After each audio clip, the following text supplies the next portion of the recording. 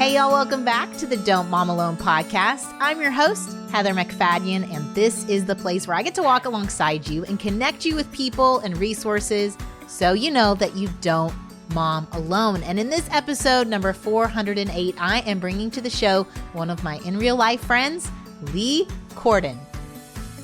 But as Christians, as believers, so much of etiquette is based on love your neighbor, considering others' needs, before ourselves. All these Bible verses that we have been teaching our children when they were little. Etiquette and manners are a way to express those and show those. Lee is the creator of a site called Do, Say, Give, and it is her passion to help impact this generation and the next and help people be gracious in all that they do and they say and they give. And I know for me, she is my go-to resource when I'm trying to figure out how to handle an etiquette situation, particularly in the subculture I'm in Dallas. And she's willing and able to help you as well, particularly when it comes to our tween and teen girls and boys. She has these new on-demand video courses that are going to be available, and listen for a discount code at the end of this episode just for you Don't Mom Alone listeners to get 20% off of those courses. We thought it would be fun for us to get together and have a conversation about modern manners and what this looks like having tween and teen. She has all girls. I have all boys. We want to help guide them. We didn't grow up with devices, so we're learning as we go. And so we thought this would be a way to encourage you to have various conversations. You guys know my heart that I'd never want to give a formula. I want to support you, and especially not heap on layers of guilt when Happy Mother's Day, it's coming up. So more than anything, my heart is to support you if your desire is to train up your kids when it comes to loving others well, and connect you with Lee so that you don't mom alone in this area. All right, let's get right to it. Here we go. Lee, welcome finally to the Don't Mom Alone podcast. It's so good to have you here. Thank you so much for having me. I just feel so honored to be asked. Well, we have been walking alongside each other, my boys and your girls, at the same school and doing our own little online things. But yes, I love that our paths have crossed in this topic because I need your help. Okay. We all need help. Trust me. We all need help. Yes. We don't want to mom alone. And no, I told you when it comes to the topic of etiquette, I always feel like there's some secret guidebook that all the women here in Dallas had. And because I grew up in Indiana, did not get a copy of it. And so there's expectations of behavior, and I'm like messing up all the time. No, you're not. But yes, I understand. I understand the feeling. I remember when we lived in South Florida. I think you lived in Florida at one point too, didn't you? No, my mom lives there now. Yeah. Your mom was there. Okay. I grew up in the South, and we lived part of our childhood in South Florida, which in South Florida, there's a lot of people that are transplants from the New York area, New Jersey area. And I remember using my good Southern manner saying, "Yes, sir," to my friend's father. And he was highly offended. He was highly offended because he thought, well, I'm not a police officer. Why are you using that? And so it just goes to show that etiquette is so much about the culture that you're in, and it changes based on geography, backgrounds, all different kinds of things. And so, but you move into a new area and you feel like, well, there is this kind of understood code of conduct that no one gave me a manual to, and you kind of have to brush up a little bit. And those that are in the culture need to have a little grace about that for sure. Yeah.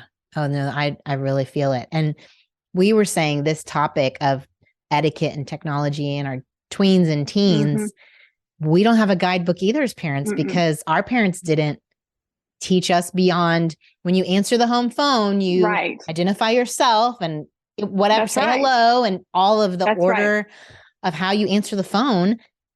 That's totally different now. Yes, totally different. Totally different. And really technology, as we know, is this whole new frontier. It's moving so fast, and there hasn't really been a guidebook to teach ourselves and our children, especially with social media. But we remember during the virtual learning of the pandemic, like how to use Google Classroom and all these kind of things. Like no one ever sat down and taught us how to do these things. And a lot of us aren't teaching our children because we don't even think about what to teach. And so, but it is a form of communication, technology, social media, all these different things.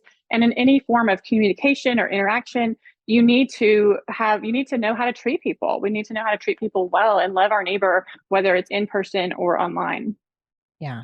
And then there's this whole, I know, difference amongst parents on when devices get presented to kids and whether it's a Gab phone or an iPhone or an iPad or video games. I mean, there's just a variety of like decisions around that in this episode, we're not shaming you if you've made one choice or another. We're just like, if you've made this choice, this might be a great conversation to have with your kid about, because how would you define etiquette?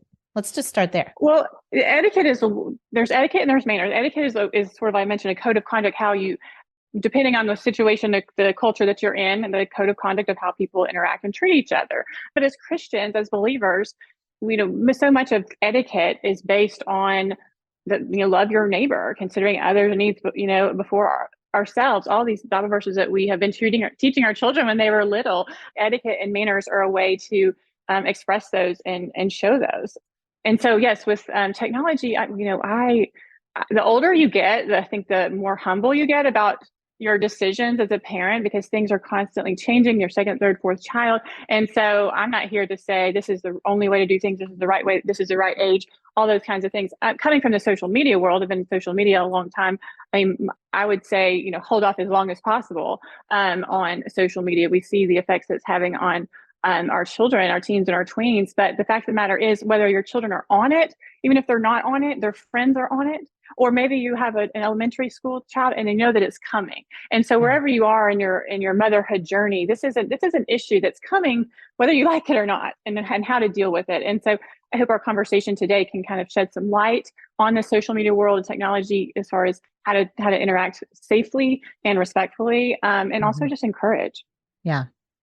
Because I was even Protect Young Eyes. They came on the show. Great. Yes. And he was even showing the other day, like a mom reached out to him whose child was connecting with strangers through the YouVersion app and using it as a social media. And the YouVersion app is the Bible, y'all. Okay. I know. I saw that. And Pinterest. I mean, if they have access to technology, iPad, your phone, these are not like, you can't avoid it forever and think they're bubble wrapped and they go to a Christian school and they don't have a phone. Yes. And we don't have to talk about these things. It's like, yes. And we're not even just talking safety. We're just saying how educating your child on their digital footprint, how you treat people. It's and safety as well, because my oldest just turned 16, and in Texas, the amount of things you have to do to get your driver's license is crazy. The testing, the driver's ed, the go here, go there. And I think, we do this for the car, and of course it's a physical safety thing, but the phone, we hand our children a phone. And I say phone, you might give your fourth grader your iPad that has access to the internet. And so don't think that just because they don't have a phone, they're not accessing the internet in some way, as you mentioned. But we're giving them this very, very adult thing, a device, and we think, they're just in their room or in the playroom just scrolling along and think that they're safe in their house. But as we see with Protect Young Eyes and so many things, they're not. If they have access to the internet, they're not. And also, we're giving them a device, we're not showing them how to use it. Yeah. As far as safety wise, but also like how to text, how to send an email, how to, there's all these different things we talk about on Do Say Give about social media etiquette and it's not just about what you post and not post. It has to do with what you comment and DMs and all these things that you think that children just know how to do, teens how to know, but they really don't. Most of them don't. And you mentioned it just now, but I'll tell everyone, I probably said it in the intro, but Do Say Give is your quote unquote ministry business where you help people on those aspects of what to do, what to say, how to give. And so what do you want to talk through first? Like, what do you feel like is an overarching conversation that parents should have with their kids when it comes to technology? Well, first, let's just talk. First, I'll just mention just overall, just social kind of skills, because I think this is important with tweens and teens. I don't know about you, but coming into the high school years, I've been just almost shocked and overwhelmed by the amount of pressure and the tension that's on the academics, getting into college. The pressure starts early, and the amount of time, effort, money that parents spend on the academic IQ, I would say that, grades, test prep, tutoring, all these kinds of things to help our children be successful, get into college, all those things. But all the air quotes y'all can't see. All the air quotes y'all can't see. But like all the but how much time and effort when we get to these teen years are we spending on their EQ, their emotional intelligence as far as how to problem solve, how to talk to someone that you don't agree with, how to have self-control and manage your anger and emotions and have empathy for others, all these things. I was doing research for something else, and there was a study recently that was like about Harvard Business Review did about like hiring CEOs and what top companies are looking for. And it used to be operational and financial ability. But now the top thing is social skills. Wow. And we look at this generation's Gen Z. I can't go a week without reading a news article about the social skills that are lacking in Gen Z. I read one this morning about new hires in the office. They're looking at their phone in the break room. They don't know how to have a conversation with somebody. They don't know how to introduce somebody. And so we want to make sure that emotional intelligence and emotional kind of skills, social skills, that we're putting effort into those things as well, not just for their success long term, but even as like believers. Like how can we share the gospel and and talk to someone if we don't know how to introduce ourselves or look people in the eye or have a conversation? And so I would just encourage parents to think about that as you feel like all these pressures, you get into these teen years, all these pressures, to not neglect the really important social skills. And so that's one of the things that we do. My goal at Do Say Give is to help make, when I started Do Say Give, my tagline was for this generation, the next, because I knew that I wanted to help my daughter's generation. Well, here's my question. Yeah. I feel like I can tell my boys 1,000 times. Yeah. The right manner of how to behave, let's say at the dinner table, or how to have a conversation, and it doesn't sink in. Yes. Do you have this with girls, or do girls they just get it? Because I'm like, I'm saying it. I feel like I'm trying to train it and it doesn't sink. Yeah. I mean, when they're young, they're just taking everything in. They listen to everything we say. Oh, we nod their head. They're just, oh yes, Mom, you're just a genius. You're so right. But we know that's not forever. It does not last, moms of young children. And so really I tell moms of young children, maximize that influence when you're young and protect it at all costs, because before you know it, you're siphoning it away to activities and sports and friends and social media. Delay that as long as possible would be my advice. But as far as those tween and teen years, that's one of the reasons that we have 2 courses for tween and teen girls and tween and teen boys, because we know that, it's nice to have another voice echoing what you're doing at home. And so that's great. And also we know that teens and tweens are spending so much time online on a screen, 8 hours an average a day for teens, 5 for tweens. And that's not just social media. That could be, Twitch, video games, whatever they are. And YouTube, YouTube. And I know this is not what our conversation is about, but just something to put in parents' heads is think about the content that is coming into their heads all day long, 5 to 8, maybe more hours a day. And I heard a lot of mom advice, as a mom of young children, like of mom of teens, is like, oh, when you have a teen and tween, like you're listening more than you're talking, which I think is true to some respect, but also think about that they're receiving all this content, most of it probably, which is not aligned with your values. And you're not really talking and sharing all these things that we're going to talk about as far as like treating people and how to deal with these really, grown up things. And so don't stop talking. Don't stop talking. They may roll your eyes. They're listening. But you have to be a little bit more strategic when they're tweens and teens. It has to be like, maybe they bring it up about something related, and then that's an opportunity for you to ask questions. It's not just a lecture, it's asking questions. What do you think about this? And more of a conversation, but you still have an opportunity to instill your values and to kind of re-guide them and direct them in the way they should go. And so anyways, I hope that makes sense. But yeah.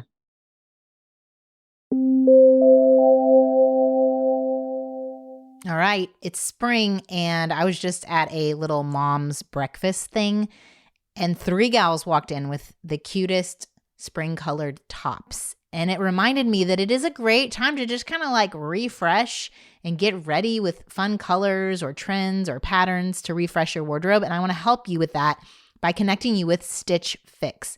Now, there's a couple ways to do this, and I know you've maybe heard of the traditional way where you take a quiz, you get to know your style partner at Stitch Fix, and they will send you items that match your style. They will keep your sizes in mind, what price range you want, what you like to wear, and they have over 1,000 brands and styles, and then they just send you the things, you try them on at home, you keep what you love, and you send back the rest.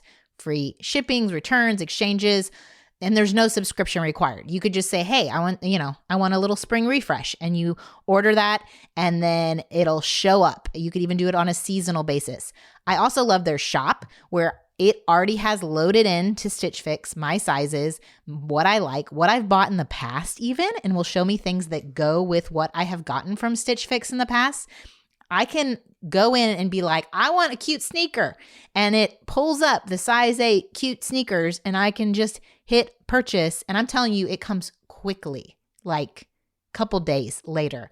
Love that. Also love what they have for kids if you need some refresh for your kids, because they're growing like weeds, people. I don't know what's happening. They sleep, they eat, they grow. And so Stitch Fix is awesome because they'll just send me a box of things that my boys can try on here at home, or I can kind of go through and be like, yeah, they won't wear that. They won't love that. Right now, Stitch Fix is offering just my listeners $20 off their first fix at stitchfix.com/DMA. That's stitchfix.com/DMA for $20 off today, your first fix. stitchfix.com/DMA.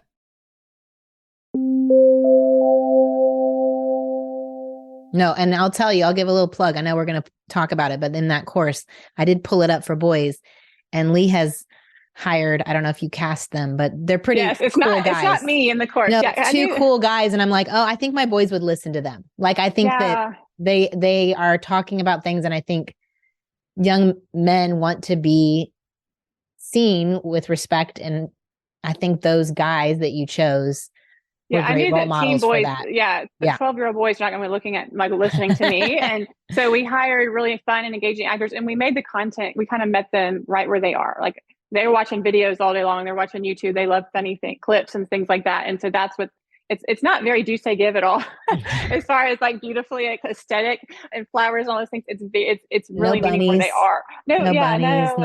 Probably some bunnies back there somewhere, but so it's trying to meet them where. And so it's just like something else they'd be kind of scrolling and looking at. They can look at it on their phone, which is great. Okay, that's good. Okay, well, keep going with your stuff.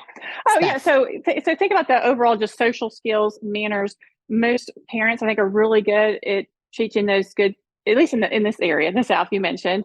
We do cotillion. We check that box. If cotillion, if you don't know what that is, it's just like a little manners course. They learn how to do the foxtrot and those kinds of things. But eat at a table, how the table is set. And all those things are good and great. But we need to think about beyond that. When in these tween and teen years, there's so much more that we need to kind of cover. And as far as the technology, but also think about, this kind of hit me the other day, is that this generation is growing up in a world where it's not normal. Well, I guess I should say, when we grew up, it was very normal to be civil to everyone.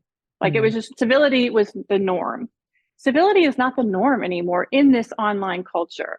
It's very normal to be rude, send them in me in DM, comment. There's so many times I want to get off social media because of it. And it's Christians too. There's a way on social media that it's more acceptable. There's a disconnect between how we treat people online and how we treat people in person. And I don't think our teams, they're not seeing a lot of great examples online, I should say. And so we need to remember that. And so it's another reason we need to address these things. And behind a screen, people think that I can be anonymous, right? I can be anonymous. No one knows what I'm saying, or if I'm sending a mean DM or comment or whatever I'm doing, or text. Girls can maybe send a mean text or something, but it's nothing. It's really ever anonymous, and it's still wrong and hurtful. Yeah. So how do we tell them something so that they can have a filter of, like, if it's, what's the verse? True, lovely, kind. Like, do we think through, if it's not that, then don't say it, kind of thing? Yeah, I think so. I think I tell our the girls I do teach our teen girl course, but I tell my girls as well. Like, if you're posting, like, for example, social media, like what you're posting, if your intentions are not good and you're posting something like you want to make someone feel left out, that wasn't invited to the party, or you're trying to brag about this fabulous vacation that you went on, like, then you shouldn't post, right? Like, don't post it. And so I think kind of looking at your intentions as far as, like, before you send a text, or before, we never send a text in anger. We definitely need to tell our children that, like, never send a text. Put it to train them to, like, come to me if you receive something that's critical or mean or hurt your feelings. Like, come to me and let's talk about it before you respond. and show them like how to respond in love, and because they don't naturally know these things, especially over text, like how to do that. But I think you go through all the different things that they have, and do they have access to texting on your iPad? Even if they don't have a phone, like they need to know about the etiquette of texting. And as far as you and I mentioned, like the group chat, when someone first gets access to text and all their friends do, they just send all these massive group texts, and it can be annoying to other people, and they may hop off that group text. And so teaching them not to be mindful and considerate of that. Like people don't like that. And that's, you don't They want don't to be like like the spamming, like the they don't like the constant spam. Yeah, the spam emojis. Or I remember Yeah. taking a screenshot with my oldest in his group text, because that was my first experience. I was like, what Yeah. is going on here? Because he Yeah. didn't have a phone. They were doing it on my phone. And I was like, this is just dumb. Like, this is Yeah. silly and foolish. I know. And They even grow like out of it, but yeah. yes, the developmental stage of the boys versus the girls. I'm like, the girls Right. are Yeah. trying to have like an actual conversation, and the boys would come in Right. with like poop. And I'm like, that's Yeah. Yeah. they're just a disconnect in their maturity level, trying to have a Right. group chat conversation. It was kind of humorous, but then because it was on my Yes. phone, it was super annoying. Yes. Yes. On your phone. Yeah. I think also the difference between texting a friend and texting an adult, like if an adult is texting you to babysit, you're not using the slang. You still need to speak respectfully to them. And I make my daughters in complete sentences, and I will look at their text and make sure before they send it. When they first started doing this, again, it's training them how to do these things. And so that's a question that I know some of my friends had was, like the checking the text. Yeah. How long, we talked about feeding the mouth that bites you with that author, and he just talks about the different countries, and you slowly remove your hands and let them be responsible. But when you're first giving them a device or they have access to texting, what's your advice on how often you check or what that looks like, so they don't feel like they're always in trouble or hide it or delete it? They can delete texts so that they see it as a partnership, that you are on their side. And I'm sure part of that is just your tone, but do you have any tips with that? Well, I mean, I think it depends on the age that you decide to allow that at first and their maturity level at that point. But I'll tell you this, most middle schoolers lack the maturity to handle a phone and texting properly in the beginning, at least. And so if it's middle school, like I think they need a lot of supervision. And as far as checking those texts and guiding them. And then we have like kind of how we've done things. We don't have a set age about when you get a phone or anything like that. It has to do with our trust and your maturity level. And if we give you something and you break the rules, like that immediately pulls that back. And I think it's the same with texting. Like if I give you the ability to text with your friends and then you break the rules, or I see that you sent a mean text, or you did something that was unkind, we're taking that away, because that's how they learn. At least in our family, that's how they learn. It is a huge privilege and it is a huge responsibility to have a device that can connect with other people. And so, but yeah, they really don't. They don't know how to be kind. Another thing we have a whole list on our website you can look at as far as texting etiquette, but screenshotting and sharing, taking pictures of people, that's a big thing. It's not okay to just take a picture of someone without their permission, especially share it on social media. And also screenshotting a text and texting it to someone, sharing it with somebody else. And on the flip side, you have those conversations as far as whatever you put out there, whether it's a text, a photo, social media, you can never get it back. You may think you can delete it, but it's never gone. And growing up, we didn't have to worry about that. If we did something stupid when we were 13, we didn't have to worry that was going to affect our scholarship or our college application or our job when we're 21 or 24. And so unfortunately, we have to have these conversations with our children and our teens and our tweens, because it can have a lot, unfortunately. And there's so much pressure on teens and tweens and these topics. What if I make one big mistake and I ruin my whole life? And what I try to say is, listen, your family is going to love you no matter what. And that this is building the trust. I know you've talked a lot on your content. It's like you have to build that trust with your children, so they will come to you with if they see something inappropriate or if they did something wrong, that you're going to love them, you're going to forgive them. You're always going to be on their team. I think you have to just get that, because they are going to make mistakes. They are going to be unkind and say something mean over text or screenshot. Oh, I shouldn't have done that.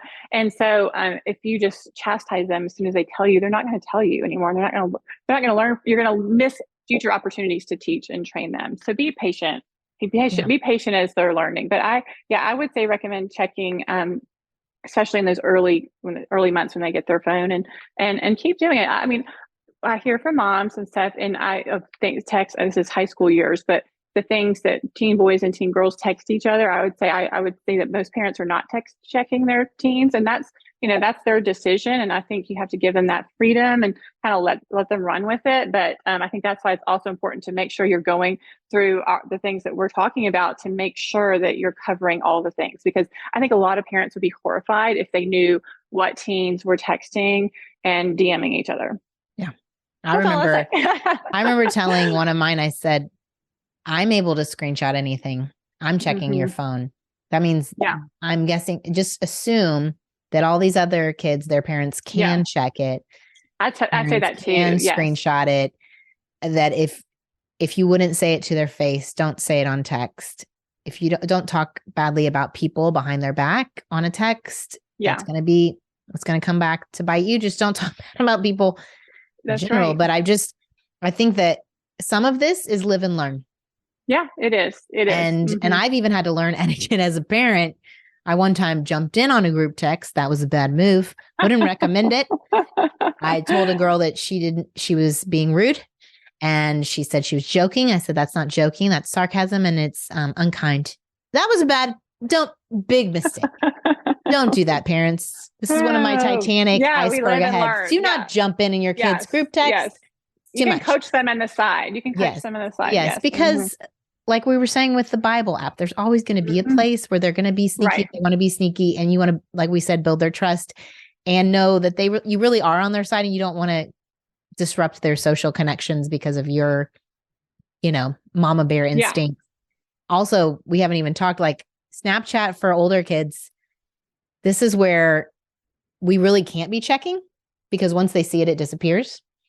And it has its own whole etiquette that I've had to learn. It really does. Like the full face, the half face, the sealing, the leaving unopened, And I think it's important to kind of know if your children are on these platforms, how they do work.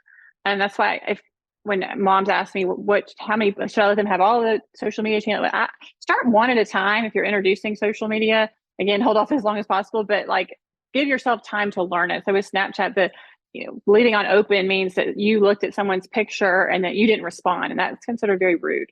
You're sending a message you may not have intended.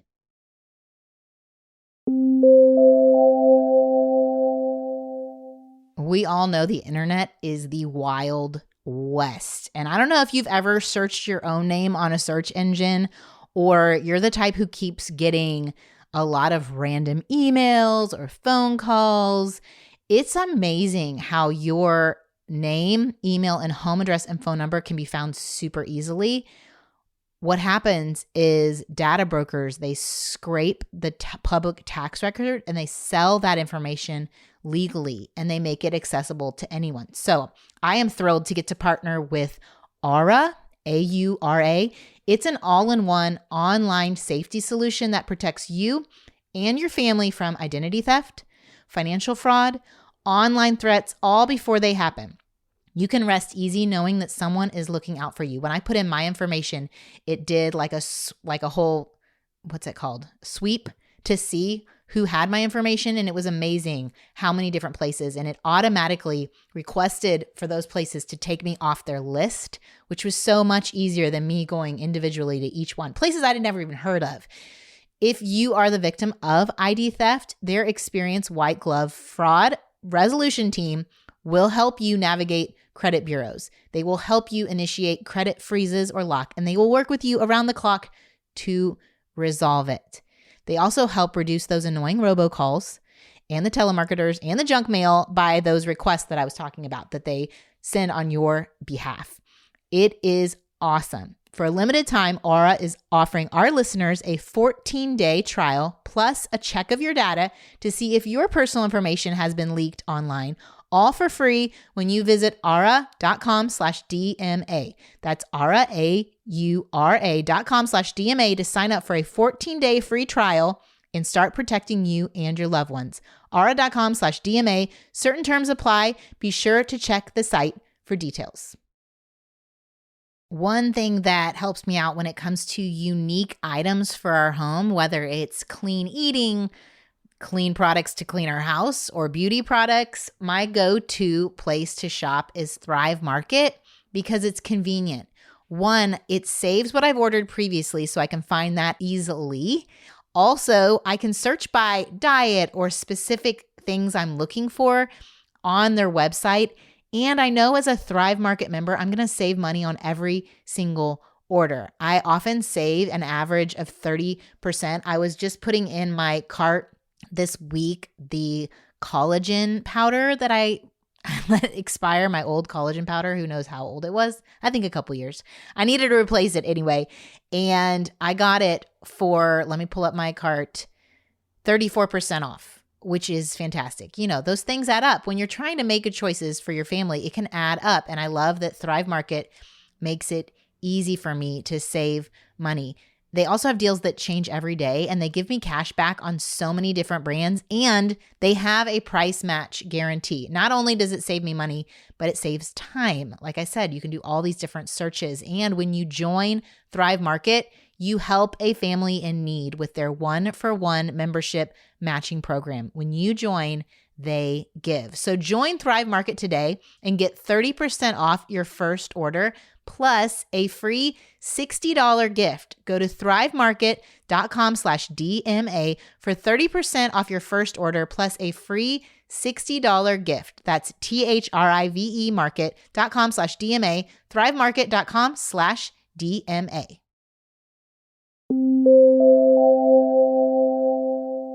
Yes. And, but I also think conversations about Snapchat and other channels, as far as the boy girl thing, I never thought about, like, is it okay, mom, for you mentioned, I don't know if we talked about this, but I think a mom asked about. Oh yeah. I have questions. You want to ask that question? Yes. Okay. I have questions from our listeners. Which one did you want me to pull up? About the mom who said when we were growing up, the boy had to call the house and you could kind of vet them a little bit, or at least hear their voice and know them. You had a home phone and you had a home phone. And so now they're just going directly to each other, and is mostly on Snapchat or other social media channels. And that's one question that came up with me is it okay for my daughter to snap boys or snap them first, or friend, I don't know if you call it friend or whatever it is, follow, and all these kinds of things. And who do you follow? Who can follow me on Instagram? And again, there's no right answer. Like we might all come up a little differently on this, but it's like, have these conversations, because I've had a lot of boy moms tell me that they can't believe the number of girls that text their sons. I'm talking middle school, up until 1 or 2 in the morning. I'm saying, I bet those girl moms don't know that they even have their phone at 2 in the morning. I would check that. I've had it happen where a girl did, and she thought it was my son and it was me. And then she said, don't tell my mom. She said, and then she was like really anxious that I would tell her mom. But I think also what I've noticed as a boy mom, and maybe you can speak into this, is it feels aggressive to me, and maybe it's not aggressive when a girl asks for their phone number to text them. It's like, maybe in my mind, I'm like, oh, she's not acting a little hard to get, but maybe this is like the new woman, and women do this now. I know that my boys don't see it as a good thing. Okay. Well, that's good. That's interesting to know, because we've had this conversation too, and I'm more traditional in that way, as far as like being pursued, and, or it may be text, it may be a phone number, it may be like, what's your snap? I feel like that's a little easier, even like exchanging snaps is different than asking for your phone number. Feels even more personal.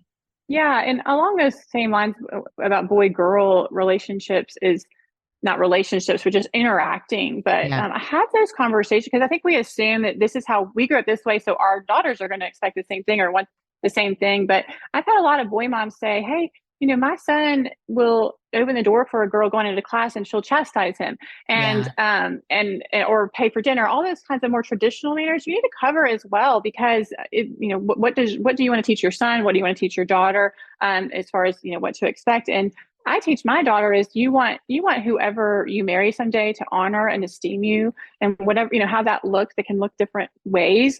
I don't know. I think a lot of boy moms and girl moms would be surprised that that's not going on in a lot of places, and that the girls are, I mean, I don't know, but I not even expecting it, maybe, or not even wanting it. But I think it's really important to teach boys to show respect to girls, and to teach girls to receive that respect.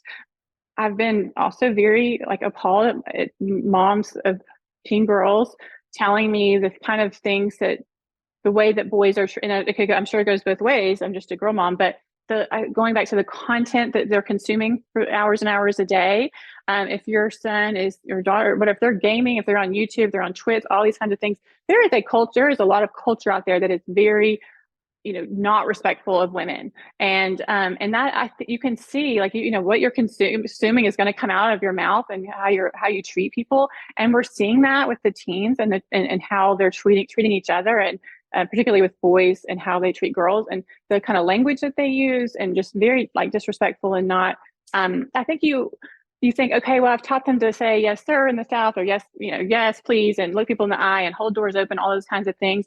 But I would really talk to them about, how do you treat girls in your class or in your grade? If you're going to the classroom, do you open a door? Or do they want you to open the door when you go out on a date? How does that look? And all those kinds of things, because I think what they're getting online is kind of conflicting with what we think that they are doing, or that we're teaching at home. And so just to have those conversations. Also, the language thing. I know some people say, oh, that's just normal for boys, blah, blah, blah. But you want your son to say, okay, if they're at a playground, this is kind of a little off topic, but if they're at a playground and there is, tween boys being silly and cussing and trying to, be cool, and there's like 4-year-olds there, like, you want your son to stand up and say, hey, we shouldn't talk like that in front of them.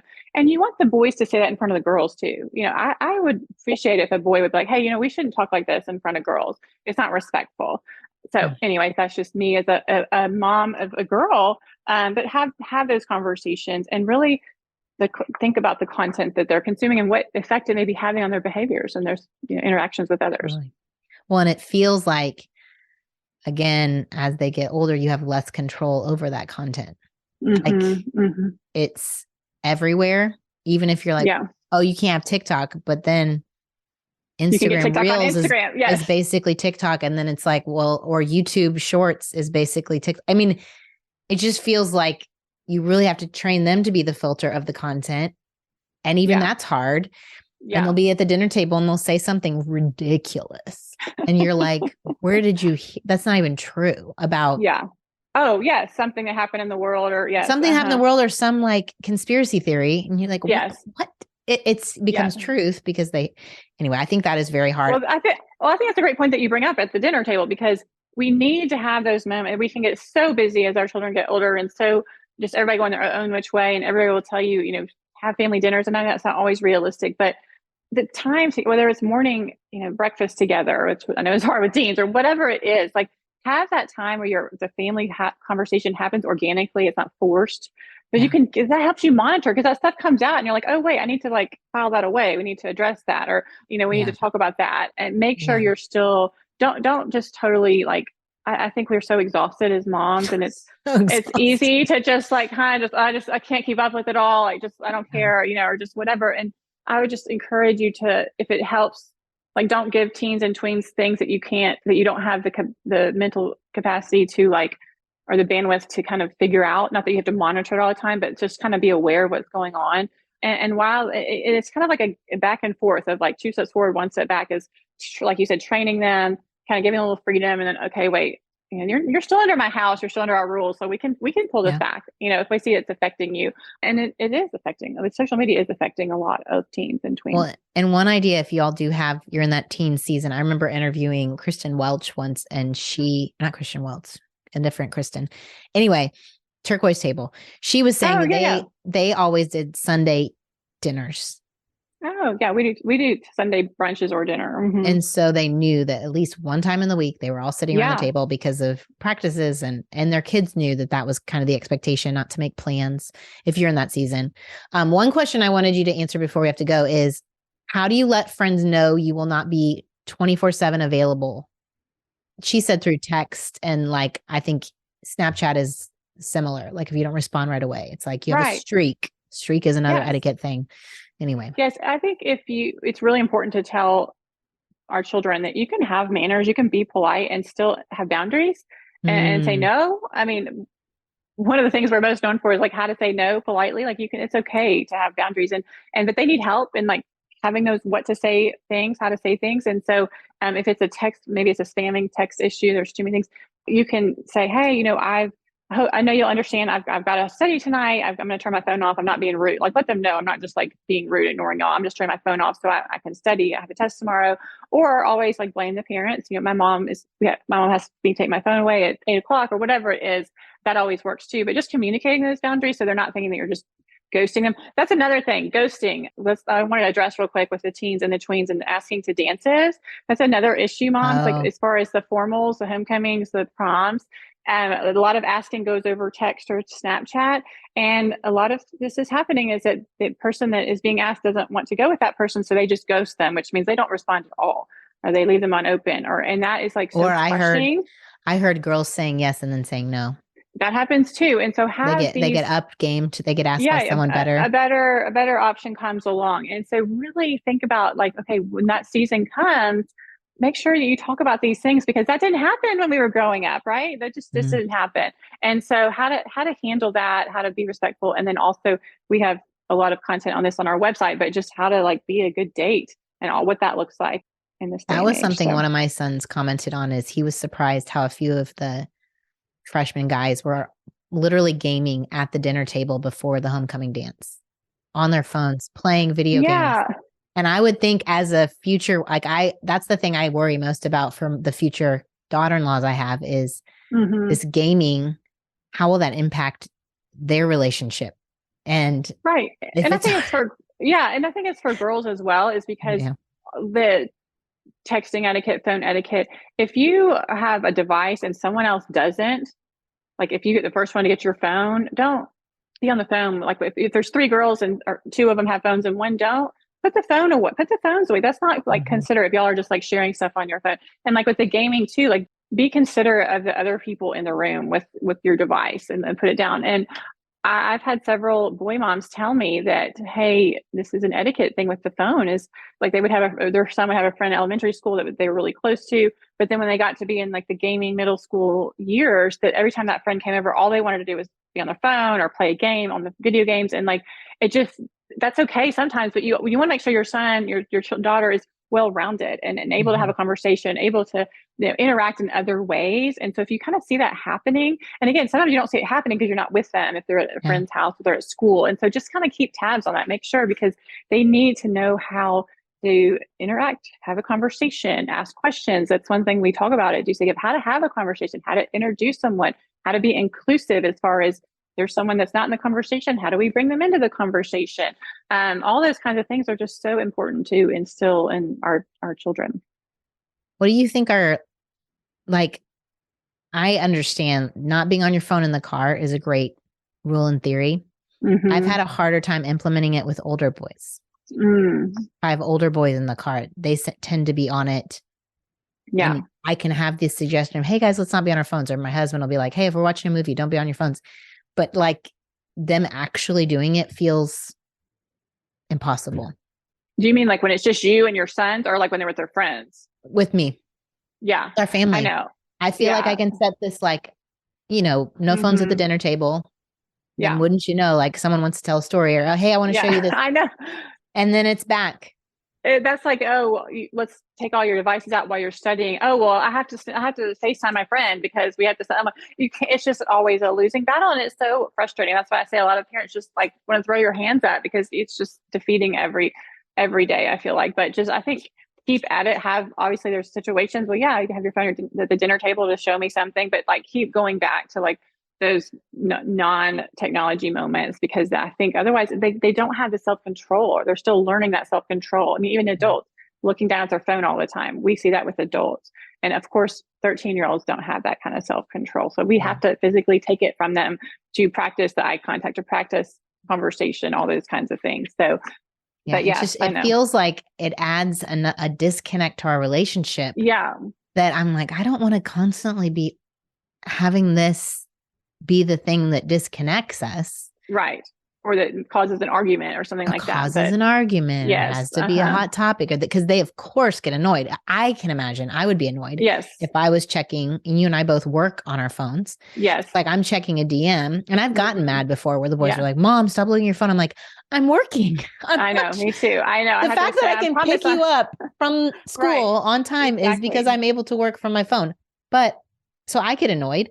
Of course they get annoyed when I'm Yeah. telling them and they're in the middle of messaging someone, or maybe I Right. think our kids, another level of pressure, especially our kids who are believers, is I do think friends come to them for advice and for guidance, and they can become like counselors. And sometimes they're dealing with really heavy things, and respecting them, that they're doing their best in managing it, I think is an important part of having a healthy relationship around technology with them. Yeah. And I think we have this like end point where they're going to leave our home probably when they're 18, hopefully. And, but from now until that point, we have time, right, to kind of teach them, let them make mistakes, kind of reteach them, give them freedom, and just more and more as you get to that point. What's that end point? Well, because they're going to go to, like, you can not give them a phone until they're 18, but then what's going to happen when they go to college, right? They're not going to have the practice and the habits and the things that they maybe learned from you or that you taught them.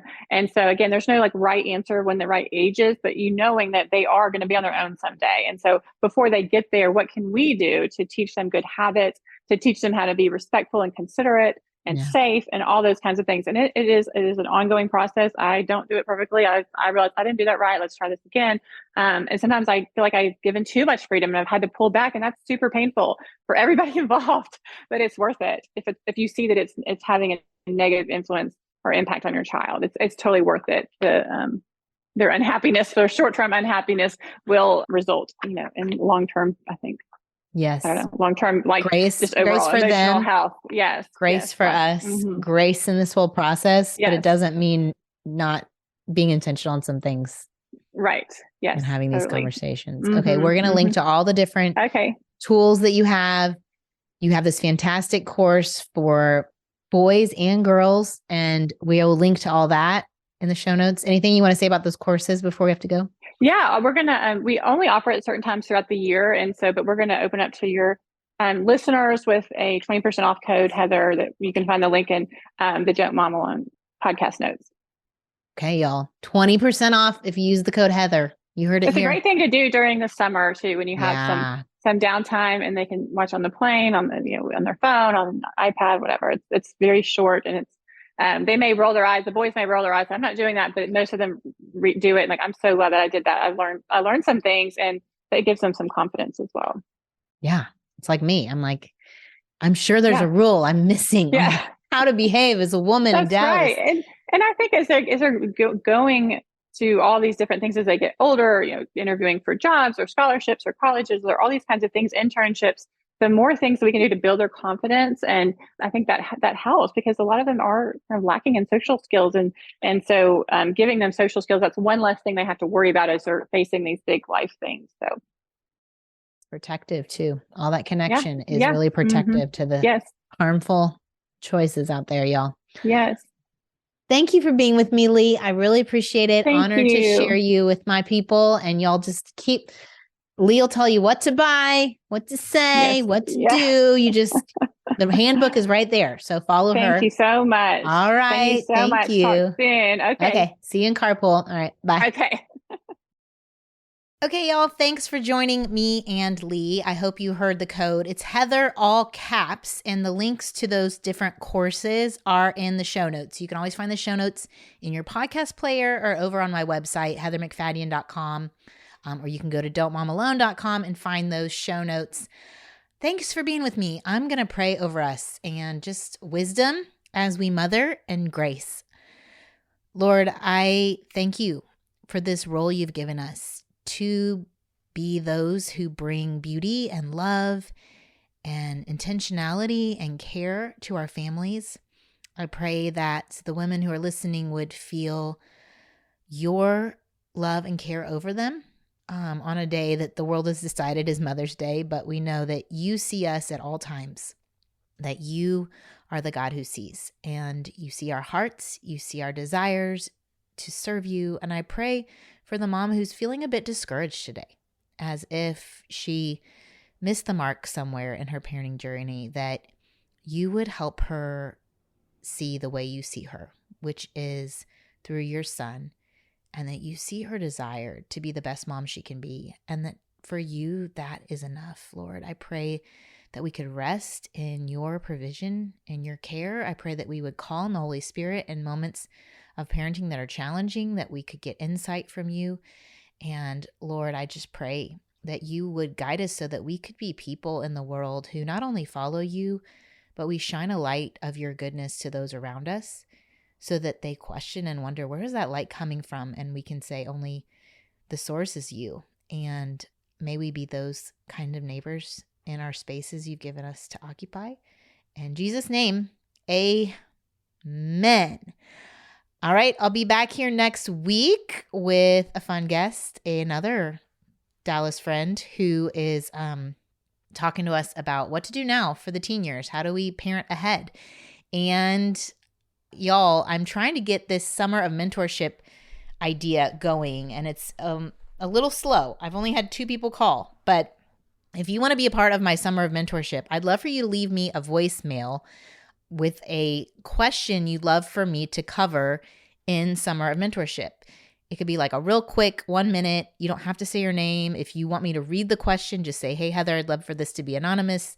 Read my question. Otherwise, we'll take your audio clip. We'll include it in an episode this summer. The phone number to call is 972-246-8699. And I'll get it, and I'll get an audio file that we can include in the show. We'll be doing the 6 weeks of the summer of mentorship again this year. So gather your friends if you want to listen. And also, you have a couple days left to enter our giveaway. If you've read my new book, Right Where You Belong, or you've started reading it or listening to it on Audible, you leave a review, you get an entry, and we're giving away 3 things to 3 different people. So it's 9 things total, but each person will get 3 things. You will get a $25 Amazon gift card, a DMA merch of your choice, and a one-on-one Zoom call with me that we can talk about whatever you want to talk about. But if you want to talk about your God-given space and you need some guidance there, I'd love to do that with you. To enter to win that, go to the show notes, or if you're on Instagram, there's a link in my profile. The giveaway does end May 11th. All right, see you back here next week. Adios. I hope you enjoyed this episode of the Don't Mom Alone podcast. If you're wanting to connect with more people and more resources to help remind you that you're not alone, head over to don'tmomalone.com. That's where you'll also find show notes with any links mentioned by our guests.